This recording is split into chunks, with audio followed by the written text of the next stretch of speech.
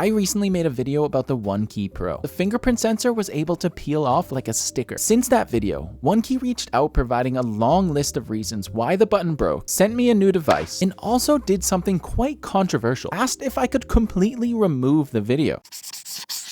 I'm all about freedom of speech if it doesn't hurt anyone, so you can see my concern when OneKey wanted to control the content on my channel. Seeing this was my first problem with a OneKey device, I agreed to give OneKey a second chance, because they were exceedingly confident that the original button was able to peel off due to an isolated manufacturing deviation. Very fancy words for the factory messed up and we need to do more due diligence. And further manufacturing faults were mentioned, including the launch of an audit for their manufacturing partner. Based on the shipment OneKey sent, their products are made in Taizhou, a 4-hour drive south of Shanghai, China. In their response, they stated, quote, "Any fluctuation in temperature control or premature cooling of epoxy adhesives during production may lead to an internal stress or incomplete cross-linking of the adhesive, which could reduce bonding strength." So simply put, each of these buttons are glued onto the side of the device in a small indentation on the frame, and temperature changes during manufacturing could be the main culprit. Taking a look at the original white OneKey Pro, we can see where the button was placed. The small button is unquestionably thin, almost paper thin, and with a simple test could be snapped in half. But letting bygones be bygones, let's test the jet black version OneKey sent over. With the white OneKey Pro, we can see significant bending in the frame around the screen, especially noticeable when twisted from end to end. The black OneKey Pro does bend less, so I'm curious if this is a newer version, and perhaps they originally sent me an older model. Kinda got my hopes up that this new button would stick. Playing around with the fingerprint sensor, it's still pretty unreliable on presses, not able to pick up my thumb movements as smoothly as common smartphones. In the moment of truth, will the fingerprint button peel off? Similar to the bend test, the button was a bit stronger this time. But once again, with a bit of effort, the fingerprint sensor once again peeled off. The same super thin button is used and could easily be snapped in half again. Now, when pushing into the space where the button was, the device still works. But as you can assume, the fingerprint feature does not. So I'd say this confirms that the OneKey Pro does not have an isolated manufacturing deviation, but in fact an overall structural design issue. Buttons should not be glued on. And that point's been proven with the 20 other devices I tested in 2025, which all stayed intact. These results are mainly because most brands embed the buttons into the actual frame of the device. Structurally, there's no way to get under the button to pick it off. That's about it for the OneKey Pro. But to prove a point, I never durability tested the OneKey Classic 1S, and I was curious. The sheer width of this device is worrying, as the device can only be so thin without sacrificing crucial internal support. I'm a huge fan of Jerry Rig Everything, and he snapped so many devices over the years due to this overlooked design error. Just a simple bend test, and this happened.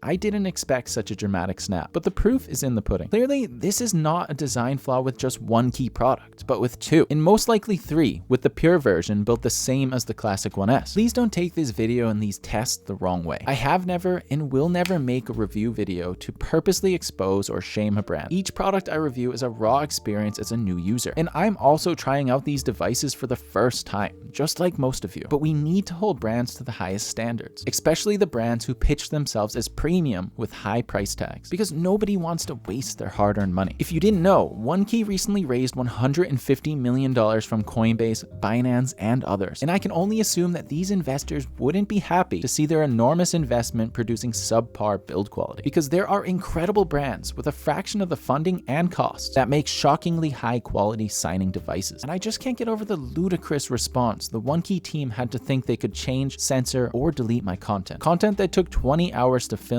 research, write, edit, and post. It makes you wonder if this is the first time OneKey has tried to cover something up, but one can only speculate, and I'm not here to do that. To help matters a bit, OneKey has offered a new device to anyone who experiences loosening under the button under, quote, normal use without intentional damage, but it's kind of impossible to prove that someone didn't just pull the piece off. And an object or fingernail could theoretically get stuck or loosen it over time. On Twitter, a OneKey employee stated the team is working on a new premium device. Let's hope they take these flaws into account, specifically the fingerprint button and the thinness of the device, because premium should be flawless. Again, I have absolutely nothing against OneKey or their team, and I enjoy some of their products, such as OneKey app, and props to them for a quick and detailed response. You can watch the full OneKey Pro review here for more info, and if you're looking for a hardware wallet, check the links below to view my favorites. Thanks for watching, and catch you in the next one.